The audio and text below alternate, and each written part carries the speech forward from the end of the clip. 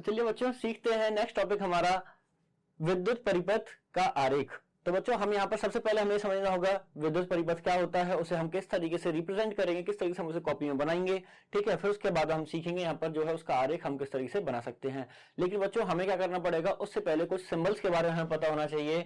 जैसे कि बच्चों किसी सेल को हम किस तरह से रिप्रेजेंट करते हैं, किसी बैटरी को हम किस तरह से रिप्रेजेंट करते हैं। तो यहाँ पर बच्चों कुछ सिंबल्स हमें दे रखे हैं, कुछ प्रतीक हमें दे रखे हैं, वो हम यहाँ पर एक बार देख लेते हैं।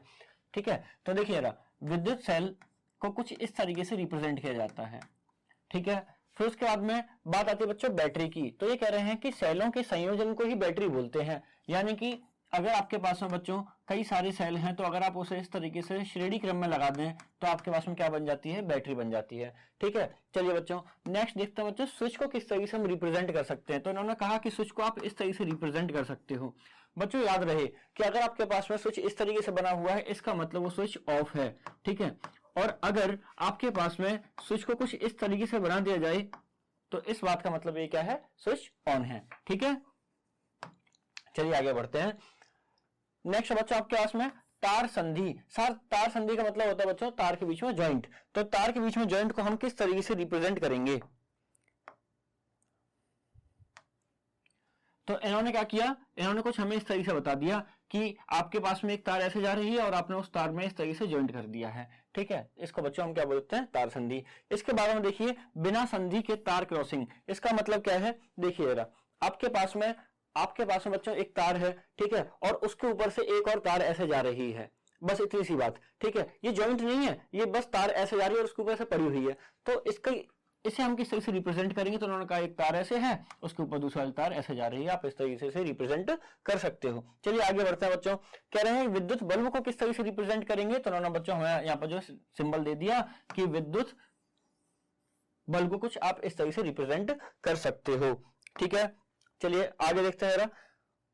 यहां पर क्या बच्चों आपके पास है, प्रतिरोधक। प्रतिरोधक का सिंबल क्या है, ये रहा। अब बात आती है प्रतिरोधक क्या होता है, तो बच्चों हम बाद में बात करेंगे इसकी। ठीक है, लेकिन फिलहाल बात याद रखिए कि प्रतिरोधक का सिंबल ये है। नेक्स्ट है बच्चों आपके पास में परिवर्ती प्रतिरोधक। परिवर्ती प्रतिरोधक का मतलब है कि बच्चों आप जो है इसकी प्रतिरोधकता की वैल्यू को आप कम ज्यादा कर सकते हो। ठीक है, लेकिन इसमें जो हमारे पास में प्रतिरोधक होता है ना, इसकी वैल्यू फिक्स होती है। अब ये क्या चीजें हैं बच्चों, मैं आगे कहूंगा, मैं आगे बताऊंगा इस चीज के बारे में। ठीक है, नेक्स्ट बच्चों आपके पास में एमीटर। एमीटर क्या होता है बच्चों, करंट मापने के यंत्र को हम क्या बोलते हैं, एमीटर बोलते हैं। ठीक है, वोल्ट मीटर क्या होता है बच्चों, विभवांतर मापने के यंत्र को हम वोल्ट मीटर बोलते हैं और उसका सिंबल ये है। ठीक है, चलिए अब देखते हैं जरा एक बार हम किस चीज के बारे में बात कर रहे थे बच्चों, विद्युत परिपथ के आरेख के बारे में बात कर रहे थे कि विद्युत परिपथ का आरेख किस तरीके से बनाया जाता है। तो एक बार ये देख लेते हैं विद्युत परिपथ क्या होता है बच्चों आपके पास में। तो बच्चों हम एक इलेक्ट्रिक सर्किट को ही हम क्या बोलते हैं, विद्युत परिपथ बोलते हैं, हम सभी को पता है। ठीक है, तो किसी विद्युत धारा के सतत तथा बंद पथ को हम क्या बोलते हैं बच्चों, विद्युत परिपथ बोलते हैं। तो बच्चों आप जरा यहाँ पर ध्यान से देखें, सतत का मतलब क्या होता है, कंटिन्यूअस। बंद पथ मतलब, बंद का मतलब बंद है ना। तो कह रहा है कि यहां पर जो है आपके पास में बच्चों एक तार है और उस तार में आपने क्या किया, एक बल्ब को इस तरीके से लगा दिया। ठीक है, फिर आपने क्या किया, यहां पर जो है बैटरी लगा दी, आपने यहां पर बैटरी लगा दी, यहां पर बच्चों आपने स्विच लगा दिया। ठीक है, और बीच में आप यहां पर क्या करो, एक एमीटर भी लगा दो। ठीक है, एक एमीटर भी लगा दो आप यहां पर जो है। तो बच्चों ये यहां पर आपके पास में क्या चीज बन गई है, ये आपके पास में एक आप बोल सकते हो कंटिन्यूअस, एक सतत बंद पथ बन चुका है, जिसे हम क्या बोल रहे हैं बच्चों, विद्युत परिपथ बोल रहे हैं। ठीक है, और आपसे अगर एग्जाम में बनाने को आता है तो आप इस चीज को बना दीजिएगा। ठीक है, विद्युत परिपथ। चलिए बच्चों अब आगे बात करते हैं हम यहां पर जो है किसके बारे में बच्चों, ओम का नियम। ओम का नियम क्या होता है, तो बच्चों इसे हम एक एक्सपेरिमेंट के थ्रू समझते हैं कि ओम का नियम क्या होता है।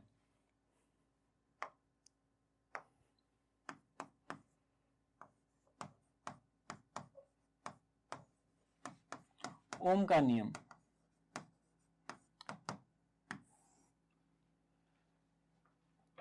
तो बच्चों आपने करना क्या है, आपने एक बल्ब लेकर के आओ। ठीक है, आप एक बल्ब लेकर के आए और उसमें से दो तार गई और आपने इसे बैटरी से लगा दिया। ये बैटरी थी बच्चों कितनी, 3 वोल्ट की। ठीक है, फिर आप एक और बल्ब लेकर के आए और इस बार आपने क्या किया बच्चों, इसको 6 वोल्ट की बैटरी से लगा दिया। फिर उसके बाद में आप एक और बल्ब लेकर के आए। ये बल्ब सब सेम है, कितने वाट के मान लो, 15 वाट के, कुछ भी मान लो आप अपनी तरफ से, है ना, बल्ब सेम ही है।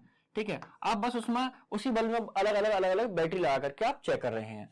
ठीक है, आपने 9 वोल्ट की बैटरी लगाई, फिर बच्चों आपने यहां पर जो है 12 वोल्ट की बैटरी लगाई। अब हमने क्या देखा कि जो जिस पर 12 वोल्ट की बैटरी लगी हुई थी बच्चों, जिस बल्ब पर 12 वोल्ट की बैटरी लगी थी, ये सारे बल्ब पहली बात तो ये बच्चों कैसे हैं, सेम है। ठीक है, सभी बल्ब सेम है, ऐसा नहीं है कि कोई हैवी बल्ब है कोई छोटा बल्ब है, ऐसा कुछ नहीं है।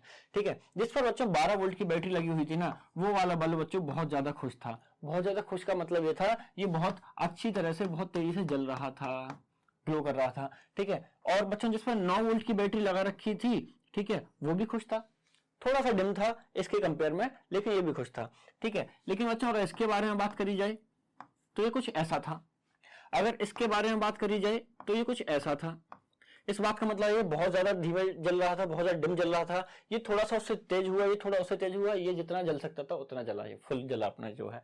ठीक है बच्चों, इससे हमें एक बात समझ में आई क्या, कि इस पर जो है छोटी बैटरी लगी हुई थी, इस पर कम वोल्टेज थे, इसलिए जो है इसमें करंट कम बना होगा। ठीक है, इस पर जो है ज्यादा वोल्टेज थे, इसलिए इसमें करंट ज्यादा बना होगा। बच्चों इसी बात को किसने बोल दिया, ओम ने अपना नियम दे दिया।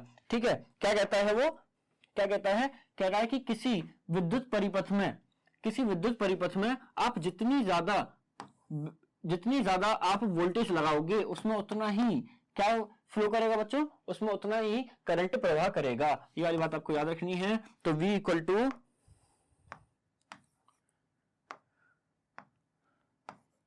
Equal to IR।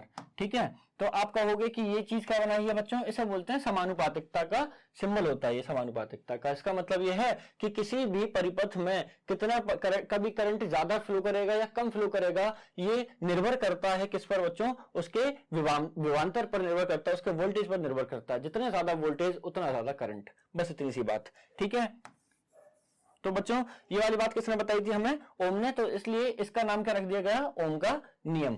ठीक है, और इसका जो बच्चों ग्राफ भी बनाया गया, उसने कहा कि अगर आप यहां पर V रखो, ठीक है, और इस वाली एक्सिस पर, इस वाले अक्ष पर आप बच्चों I रखो, ठीक है, तो इसका जो ग्राफ आएगा ना, वो एक स्ट्रेट लाइन आएगा। स्ट्रेट लाइन का मतलब क्या था, कह रहा था कि देखो जरा, जैसे जैसे आप I बढ़ाते हुए जा रहे हो, करंट की वैल्यू भी बढ़ती हुई जाएगी। आपने I इतना बढ़ाया तो करंट देखो यहां से यहां तक बढ़ गया। जैसे आपने I और बढ़ाया, है ना, जैसे मान लो आप यहाँ पर ये 5 है, ये 10 है, ये 15 है, इस तरीके से, तो करंट भी इस तरीके से बढ़ रहा था, 5 10, ठीक है, और उसका बाद में 15, तो एक सीधी लाइन यहाँ पर आ चुकी थी। ठीक, ये बात आपको याद रखनी है। दूसरी बात बच्चों, यहाँ पर ये R क्या है, इस R को बच्चों बोलते हैं हम क्या, प्रतिरोध। इस R को हम क्या बोलते हैं, प्रतिरोध। ठीक है, इसे बच्चों हम रेसिस्टेंस भी बोलते हैं। ठीक है, इसे हम रेसिस्टेंस भी बोलते हैं। इसके बारे में हम अभी डीपली बात करेंगे, प्रतिरोध के बारे में। ठीक है, और इसका जो मात्रक होता है बच्चों क्या होता है, वो ओम होता है। आर का जो मात्रक होता है वो क्या होता है बच्चों, ओम होता है, और उसे हम ऐसे रिप्रेजेंट करते हैं, ओम को जो है। ठीक है, चलिए अब जरा यहां पर देख लेते हैं एक बार ओम का नियम क्या है। ये तो अभी हमने एक्सपेरिमेंट के थ्रू समझा, लेकिन अगर आपके एग्जाम में लिखने को आता है तो बच्चों आप किस तरीके से लिखोगे, वो लैंग्वेज यहां पर है। देखते हैं जरा क्या कहता है ये। कहता है किसी विद्युत परिपथ में धातु के तार के दो सिरों के बीच विभवांतर उसमें प्रवाहित होने वाली विद्युत धारा के समानुपाती होता है। कह रहा है कि किसी विद्युत परिपथ में, ये आपके पास में एक विद्युत परिपथ है, ठीक है, ये आपके पास में एक विद्युत परिपथ है, और मान लो यहां पर ए और बी पॉइंट ले लो आप इसे। ठीक है, ये तार है, ये इसके बारे में बात कर रहा है। किसी विद्युत परिपथ में धातु के तार के दोनों सिरों के बीच, धातु के तार के दोनों सिरों के बीच, ठीक है, बीच विभवांतर उसमें प्रवाहित धारा विद्युत धारा के समानुपाती होता है। कह रहा है कि इसमें जितना क्या होगा बच्चों, विभवांतर होगा, इसमें इस वाली तार में जितना ज्यादा विभवांतर होगा इस वाले तार में उतना ही ज्यादा करंट भी होगा। बस इतनी बात यहाँ पर बोलना चाह रहा था यहाँ पर, ठीक है। समानुपाती का मतलब समझ रहे होंगे यहाँ पर आप कि जितना विभवांतर होगा उतना ही करंट होगा, तो इस वाले साइन को समानुपातिकता का सिंबल बोल देते हैं। ये वाली बात आप यहाँ पर ध्यान रखें, ठीक है बेटा। तो बच्चों यहाँ पर हमारे पास में क्या हो चुका है, यहाँ पर ओम का नियम। लेकिन बच्चों यहाँ पर ने एक बात और बोली इसमें, कहा कि परंतु तार का तापमान समान रहना चाहिए, ठीक है। अगर बच्चों अगर आप यहाँ पर तार का तापमान अगर समान नहीं रखते हैं, कहने का मतलब ये है कि आप जो रूम का जो टेम्परेचर कभी बढ़ाते हैं कभी घटाते हैं, हो सकता है आप जो रूम को ठंडा कर दें, हो सकता है आप रूम को गर्म कर दें, तो बच्चों ऐसा भी हो सकता है कि ये वैल्यूज जो है गड़बड़ा जाए, ये जो है नियम फॉलो नहीं करेगा, ठीक है। इस चीज के बारे में हम बाद में बात करेंगे कि धातु के तार के तापमान पर क्या फर्क पड़ेगा क्या नहीं पड़ेगा, ठीक है। तो ये तापमान के बारे में हम बाद में करेंगे जब हम प्रतिरोधक के बारे में पढ़ रहे होंगे, ठीक है। तो बच्चों उम्मीद करता हूं आपको ओम का नियम समझ में आ चुका होगा। चलिए बढ़ते हैं नेक्स्ट टॉपिक की तरफ। तो बच्चों नेक्स्ट टॉपिक हमारे पास में प्रतिरोधक। तो चलिए बच्चों एक बार इसे बहुत ही अच्छे से बहुत ही डीपली एग्जाम्पल के साथ में समझते हैं कि प्रतिरोधक किसको बोलते हैं। तो बच्चों यहां पर ना आपके पास में 3 शब्द हैं, एक है प्रतिरोध, एक है बच्चों आपके पास में प्रतिरोध, ठीक है, और एक है बच्चों आपके पास में प्रतिरोधक,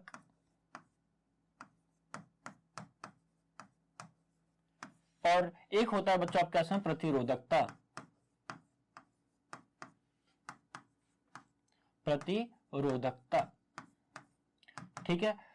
तो बच्चों प्रतिरोध को हम रेसिस्टेंस भी बोलते हैं, प्रतिरोधक को बच्चों हम रेसिस्टर भी बोलते हैं, प्रतिरोधकता को बच्चों हम रेसिस्टिविटी भी बोलते हैं, ठीक है। चलिए अब एक बहुत ही अच्छे एग्जांपल के साथ हम समझते हैं सबसे पहले कि प्रतिरोध क्या होता है, ठीक है। हमने देखा था कि ओम का नियम जो था V is equal to I R हमें बताया गया था, और हमसे बोल दिया गया था कि ये R क्या है, प्रतिरोध है, ठीक है। अब हमें ये देखना है कि प्रतिरोध क्या होता है। तो बच्चों हमारे पास में एक एग्जाम्पल के साथ हम इसे समझेंगे एक बार, है ना। तो बच्चों आपने क्या किया, आपने एक बल्ब लिया, एक उदाहरण के साथ में से अच्छे से समझ लेते हैं, ठीक है। आपने एक बल्ब लिया और एक बैटरी ली। बच्चों बैटरी आपके पास में 12 वोल्ट की, ठीक है। बल्ब कितना है बच्चों, वही 15 वाट का जो हमने पहले लिया था, ठीक है। अच्छा इस बार देखते हैं जरा, बैटरी बच्चों वही है आपके पास में 12 वोल्ट की, ठीक है, बल्ब भी वही है,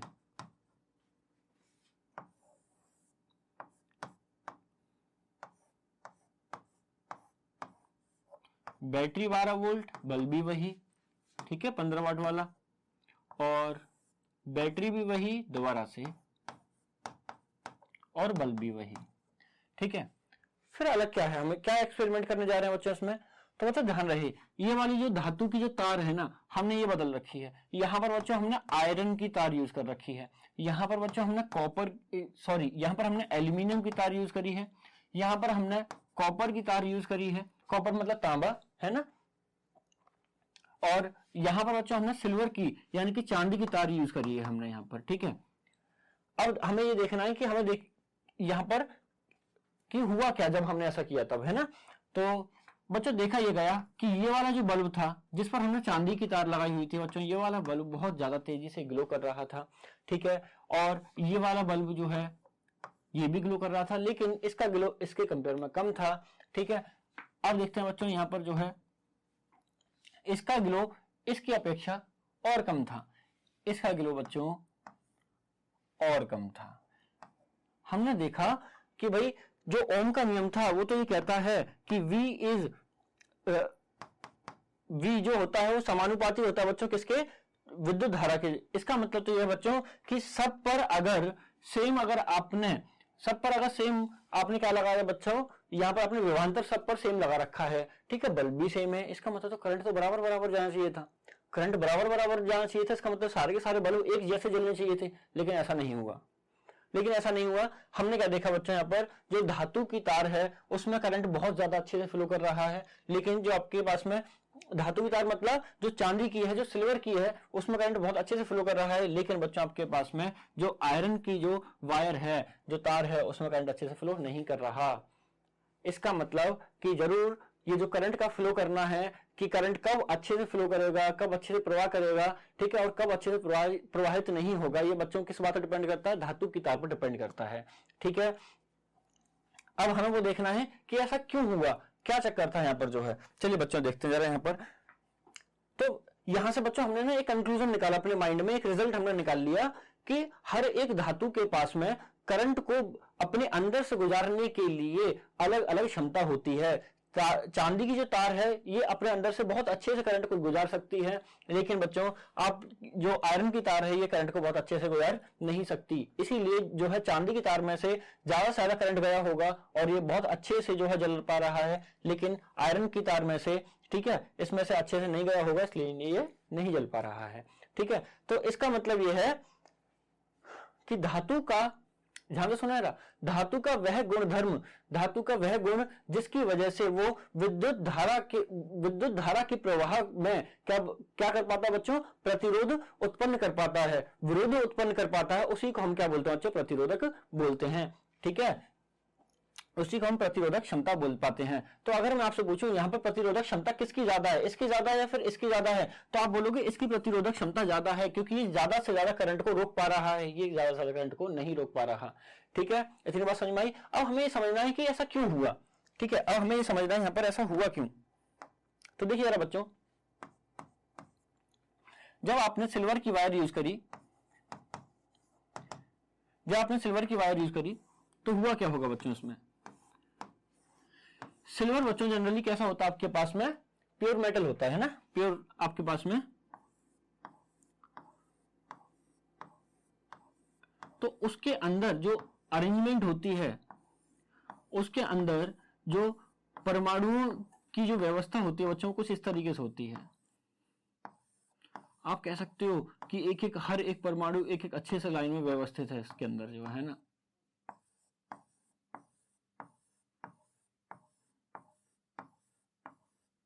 समझ में आ रही है बात? तो बच्चों इसके अंदर से अगर इलेक्ट्रॉन को निकलना होगा, मान लो यहां से इलेक्ट्रॉन आना चाहता है इसके रास्ते, तो वो ऐसे सीधा निकलता हुआ चला जाएगा इस तरीके से।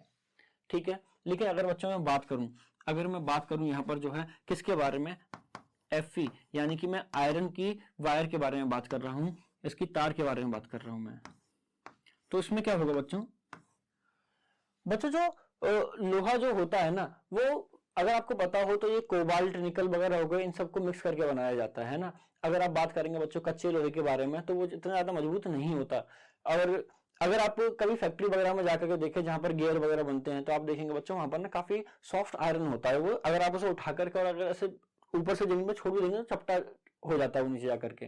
तो कहने का मतलब यह है बच्चों कि जो हम घरों में यूज करते हैं वो लोहा क्या होता है, उसमें दूसरी धातुओं का मिश्रण होता है। ठीक है, अब उसकी वजह से क्या होगा बच्चों? देखो यार, लोहे का परमाणु ये रहा, मान लो इसके अंदर जो दूसरा वाला धातु मिलाई गई होगी उसका परमाणु हो सकता है छोटा हो सकता है कोई तीसरी मिलाई गई होगी उसका परमाणु बड़ा हो। तो इसके अंदर बच्चों जो परमाणुओं की जो व्यवस्था है वो अच्छे से नहीं हो पाती। उसका रीजन क्या है कि कोई छोटा परमाणु होता है, कोई बड़ा होता है, सबका साइज कुछ इस तरीके से रहता है ना, कुछ इस तरीके से रहता है।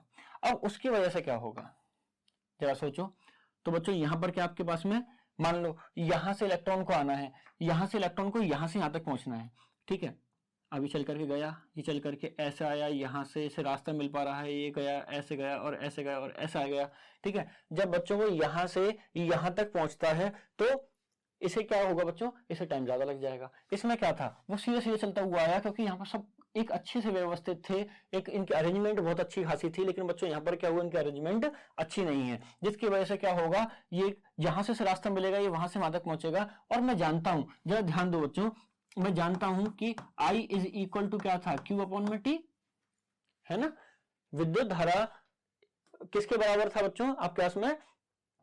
आवेश अपॉन में समय। अब आप एक चीज देखिए जरा कि जब यहां से इलेक्ट्रॉन यहां पर पहुंचेगा तो बहुत जल्दी से सीधे चला गया ये, जब वो यहां से यहां तक पहुंचा तो बच्चों समय ज्यादा लगा। इसमें समय अगर ज्यादा लगेगा तो करंट बच्चों कैसा हो जाएगा, कम हो जाएगा। ठीक है, ये वाली बात आपको पता होगी ना, ये वाली बात ऐसे क्या बोलते हैं बच्चों, ये व्युत्क्रमानुपाती है। व्युत्क्रमानुपाती का मतलब क्या है कि अगर ये चीज, अगर आपके पास में, अगर ये वाला पार्ट क्या बोलते हैं बच्चों, इसे हम हर बोलते हैं, ठीक है, अगर हर ज्यादा हुआ तो यहां पर बच्चों ये वाला पार्ट आपके पास में कैसा हो जाएगा, ये कम हो जाएगा। अगर ये कम हुआ तो ये वाला जो है ज्यादा हो जाएगा। इस तरीके से चलती है बात यहाँ पर, ठीक है। चलिए, अब मैंने यहां पर ये पूछा बच्चों कि अगर यहां पर इलेक्ट्रॉन ऐसे जा रहा है तो जल्दी पहुंच गया, टाइम कम लगा तो करंट कैसा हो जाएगा बच्चों, ज्यादा हो जाएगा। बस ये वाली बात थी यहाँ पर, ठीक है। तो यहां पर मुझे एक बात समझ में आई बच्चों, हर एक धातु की संरचना अंदर से कैसी होती है बच्चों, अलग अलग होती है। इसका मतलब तो हर एक धातु का बच्चों क्या अलग अलग होगा बच्चों, प्रतिरोध क्षमता अलग अलग होगी। ये वाली बात आपको याद रखनी है। मिश्र धातु जितनी भी होती है बच्चों, उनकी प्रतिरोध क्षमता बहुत ज्यादा होती है। उसका रीजन क्या है, मिश्र धातुओं का बच्चों रीजन क्या होता है, आप समझ ही गए होंगे यहाँ पर कि अलग अलग धातुओं को मिलाकर बनाया गया है। जब इलेक्ट्रॉन जाएंगे, अब बच्चों जरा सोचो, मैं तो यहाँ पर एक ही इलेक्ट्रॉन दिखाया है, लेकिन जाते कितने करोड़ों इलेक्ट्रॉन जाते हैं एक छोर से दूसरे छोर तक, ठीक है। तो एक छोर से दूसरे छोर तक करोड़ों इलेक्ट्रॉन जाएंगे तो बच्चों आपस में टकराते हुए जाते हैं, है ना। तो टकराने की वजह से क्या चीज यहाँ पर उत्पन्न हो रही है बच्चों, प्रतिरोध उत्पन्न हो रहा है। उनमें आप बोल सकते हो अवरोध उत्पन्न हो रहा है उनके चलने में, ठीक है। इसी चीज को बच्चों हम क्या बोलते हैं, प्रतिरोधक बोलते हैं, ठीक है, प्रतिरोध बोलते हैं इस चीज को हम जो है, ठीक। तो चलिए देखते हैं बच्चों एक बार, प्रतिरोध क्या होता है बच्चों, देखिए जरा। यह चालक का वह गुण है जिसके कारण वह प्रवाहित होने वाली विद्युत धारा का विरोध करता है। क्या बात समझ में आ गई। अभी हमने देखा कि अलग अलग धातुओं का अलग अलग क्या होता है बच्चों, उनके पास में अलग अलग क्षमता होती है किसी धारा को अपने अंदर से जाने देने की, ठीक है। तो चलिए देखते हैं जरा। अब इसने हमें यहाँ पर एक बात समझाने की कोशिश करी है कि हम जानते हैं V इक्वल टू क्या होता है बच्चों, IR होता है, V इक्वल टू IR, ठीक है। तो R इज इक्वल टू क्या हो जाएगा बच्चों, V अपॉन में I हो जाएगा, ठीक है। R इज इक्वल टू क्या हो जाएगा, V बट्टे I हो जाएगा, ठीक। अब मेरे से पूछा जाता है कि अच्छा एक बात बताओ कि ये जो प्रतिरोध जो आपने बात करी, ये 1 कब होगा, ये 1 ओम कब होगा। तो मैंने कहा आप एक काम करो, आप किसी चालक में आप विभवांतर लगा दो उस पर 1 वोल्ट का, ठीक है, और उसमें करंट अगर प्रवाहित कर जाए 1 एम्पियर का, तो बच्चों उसके अंदर जो प्रतिरोध जो होगा वो 1 ओम का होगा। वो किस तरीके से, देखो यार यहाँ पर कि अगर मैं यहाँ पर 1 वोल्ट वैल्यू रख दूं V की, ठीक है, I की वैल्यू 1 एम्पियर रख दूं मैं यहाँ पर बच्चों, तो क्या आ जाएगा मेरे पास में 1 होगा। क्या बात समझ में आ रही है, 1 ओम होगा। तो यही वाली बात इन्होंने यहाँ पर समझा रखी है कि जब परिपथ में 1 एम्पियर की धारा प्रवाहित हो रही हो तथा विभवांतर 1 वोल्ट का हो तो प्रतिरोध 1 ओम कहलाता है। तो बच्चों ये आपके पास में आपके एग्जाम में पूछा जाता है कि 1 ओम प्रतिरोध कब होगा, ठीक है। आगे चलिए बात करते हैं यहाँ पर धारा नियंत्रक के बारे में। तो बच्चों अभी मैं थोड़ी सी और बात करना चाहूंगा बच्चों किसके बारे में, प्रतिरोध के बारे में, ठीक है। अभी तो हमने यहाँ पर क्या करी है, यहाँ पर बात करी थी, अभी बच्चों जो हमने बात करी यहाँ पर वो प्रतिरोध के बारे में बात करी है। मैं बात करना चाहता हूं अब प्रतिरोधक क्या होता है। हमने प्रतिरोध जान लिया, हर एक धातु बच्चों, हर एक धातु की क्या होती है, अलग अलग क्षमता होती है अपने अंदर से विद्युत धारा को प्रवाहित होने देने के लिए, उसे हम प्रतिरोध बोल रहे थे। बात आती है बच्चों प्रतिरोधक क्या होता है, ये तो हमने पढ़ लिया।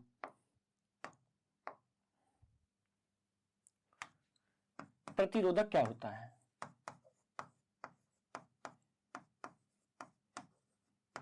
तो बच्चों मैं यहाँ पर आपको बताना चाहूंगा, जब मैं छोटा था ना तो मेरे पास में बच्चों एक खिलौने वाली गाड़ी थी, ठीक है, सभी के पास में रही होगी, ठीक। तो उसमें बच्चों लाइट जलती थी।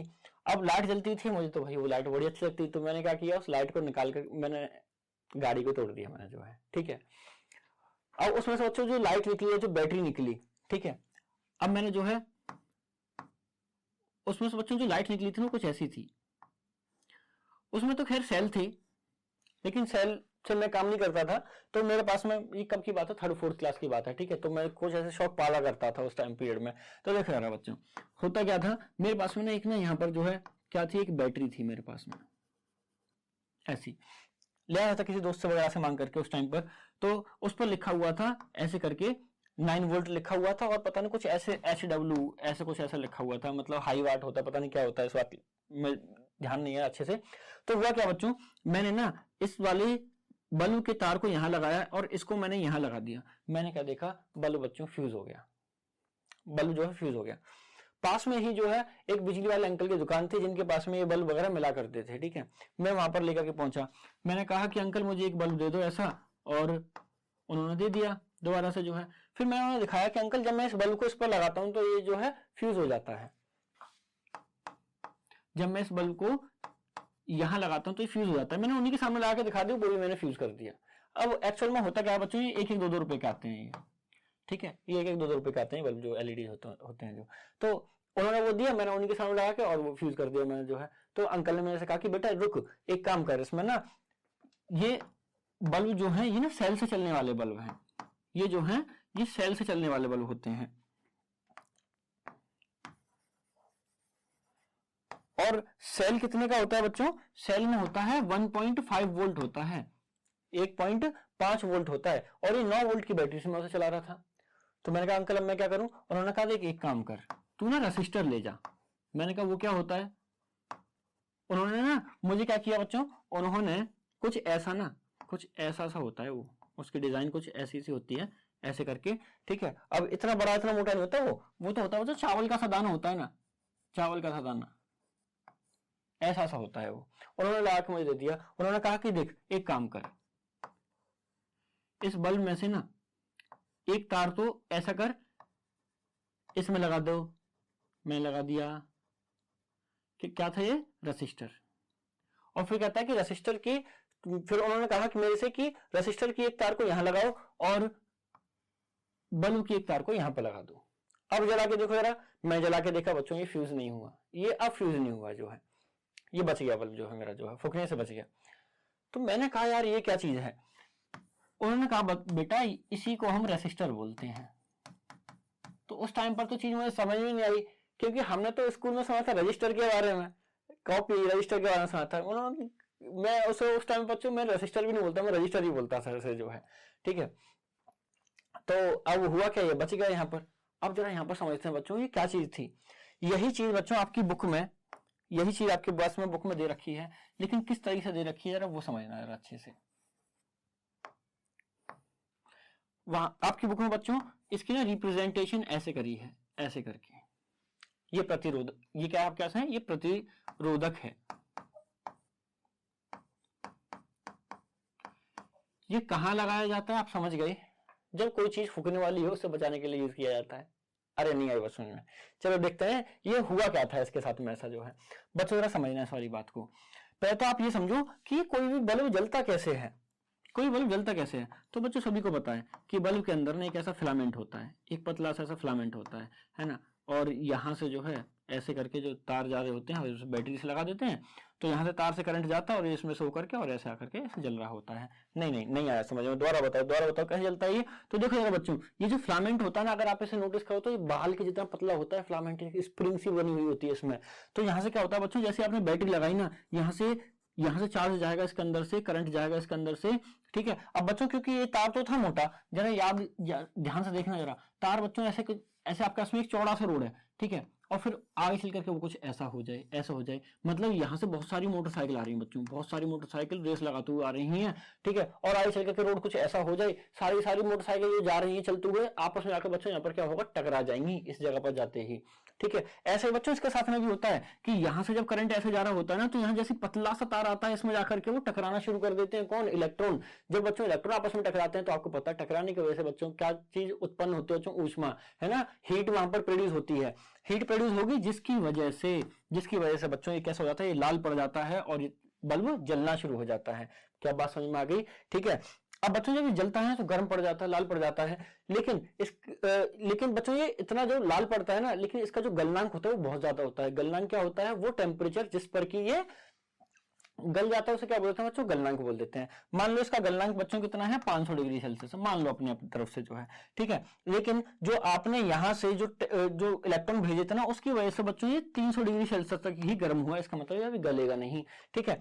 लेकिन अगर आपने बच्चों इस पर हैवी बैटरी लगा दी, अगर आपने इसके ऊपर अगर हैवी बैटरी लगा दी तो क्या होगा, तो होगा ये बच्चों बहुत तेजी से इलेक्ट्रॉन चलते हुए जाएंगे। आपको पता है हैवी बैटरी लगाने का मतलब ये आपने ज्यादा प्रेशर लगा दिया, ज्यादा प्रेशर लगा दिया, इसका मतलब बहुत तेजी से इलेक्ट्रॉन चलते हुए जाएंगे, चलते हुए जाएंगे, ठीक है। और जब आपस में आके यहाँ पर टकराएंगे ना, तो इस बार जो हीट प्रोड्यूस होगी बच्चों, हो सकता है वो 500 डिग्री सेल्सियस से ज्यादा हीट प्रोड्यूस हो जाए, और मान लो 600 हो जाए, ठीक है। अब आपको पता है इसका गलनांक कितना था, 500 डिग्री सेल्सियस। 600 डिग्री सेल्सियस में हीट प्रोड्यूस होगी, फूक जाएगा वहीं के वहीं गल जाएगा जो है ये, ठीक है। तो इसका मतलब यहां था बच्चों कि जो एलईडी बल्ब था मेरे पास में, इसका चक्कर क्या था, ये जो है 1.5 वोल्ट पर, 1.5 वोल्ट पर तो बहुत अच्छे से चलता था, लेकिन अगर उससे ज्यादा वोल्टेज दे दिए जाए तो क्या हो जाएगा बच्चों, उससे ज्यादा अगर वोल्टेज दे दिए जाए तो ये फ्यूज हो जाता था। तो यहां पर रेसिस्टर ने क्या किया बच्चों, अभी अभी आपको पता चला रेसिस्टर का मतलब क्या था, प्रतिरोधक का मतलब क्या था। प्रतिरोधक का काम होता है बच्चों कि अगर किसी विद्युत धारा में से किसी चालक में से बच्चों अगर कोई विद्युत धारा जा रही हो, ठीक है, तो प्रतिरोधक क्या करेगा बच्चों, उसकी स्पीड को कम कर देगा, उसकी स्पीड को क्या कर देगा, कम कर देगा। तो बस ऐसा समझो जरा यहाँ पर कि प्रतिरोधक का काम क्या होता है बच्चों, उसकी स्पीड को कम कर देना होता है। अरे रोड पर आपने देखे होंगे, आपने बच्चों रोड पर देखे होंगे स्पीड ब्रेकर बने हुए, इस तरीके से अगर 3-4 स्पीड ब्रेकर बना दिए जाते हैं, तो अगर कोई बाइक या फिर कोई ऑटो वगैरह जब जाता है तो बच्चों उसकी स्पीड एकदम ही कम हो जाती है यहाँ तक पहुंचते पहुंचते। अरे भाई बिल्कुल वही चीज तो है, ये देखो जरा, ये भी तो स्पीड ब्रेकर की तरह बनाया गया है। इसका मतलब यह है कि किसी तार में से जब बच्चों करंट बहुत तेजी से बहुत प्रेशर के साथ में आ रहा हो ना, और अगर हम वहां पर क्या लगा दें, हम वहां पर रेसिस्टर लगा दें, ठीक है, तो बच्चों जो रेसिस्टर जो करंट यहां पहुंचेगा ना, उसकी स्पीड बहुत स्लो हो चुकी होगी। कुछ बच्चे मेरे से पूछते हैं कि सर एक बात बता दो, अगर यहां पर करंट 2 एम्पियर का जा रहा है तो क्या यहां पर जाकर करंट कम हो जाएगा? मैं कहूंगा बच्चों नहीं, करंट कम नहीं होगा, करंट की स्पीड कम हो जाएगी। ये वाली बात आपको ध्यान रखनी है। अरे एक बात यहां पर अपने आप से पूछो कि आपके पास में बच्चों बाइक है, ठीक है, और वो बाइक जो है बहुत तेजी से चलती हुई आ रही थी। ये क्या है आपके पास में, बाइक है, पता नहीं कैसी बाइक है, जो भी है जैसी भी है आपकी है। देखो जरा, आपके पास में बाइक बहुत तेजी से चलती हुई आ रही है, और यहाँ पर आकर स्पीड ब्रेकर आ गया, ठीक है, यहाँ पर जाते उसकी स्पीड स्लो हो गई। तो ऐसा थोड़ा ना हुआ कि बाइक आधी आगे पहुंची आधी पीछे रह गई, ऐसा नहीं है ना, बाइक पूरी पहुंची वहां पर जो है। तो इसका मतलब ये था बच्चों, जब आपने यहाँ पर जो है प्रतिरोधक को लगाया तो हुआ क्या कि यहां से जो करंट जो जा रहा था उसकी स्पीड कैसी हो गई बच्चों, स्लो हो गई। तो अब वो जब फिलामेंट में से जाएगा तो वो इतनी तेजी से नहीं टकराएगा जिससे कि वो मेरा एलईडी बल्ब फ्यूज हो जाए। उम्मीद करता हूं बच्चों आपको प्रतिरोधक का मतलब समझ में आया होगा, ठीक है। चलिए बच्चों, अच्छा यहां पर बच्चों बात आ रही थी धारा नियंत्रक की, कि ये धारा नियंत्रक क्या होता है। अरे अरे यस, ये धारा नियंत्रक क्या होता है। तो बच्चों एक किसी विद्युत परिपथ में, अब आपको पता चलेगा कि किसी विद्युत परिपथ में किसी प्रतिरोधक को क्यों लगाया जाता है, ठीक है, किसी रेसिस्टर को क्यों लगाया जाता है, आपको समझ में आ चुकी है बात, है ना।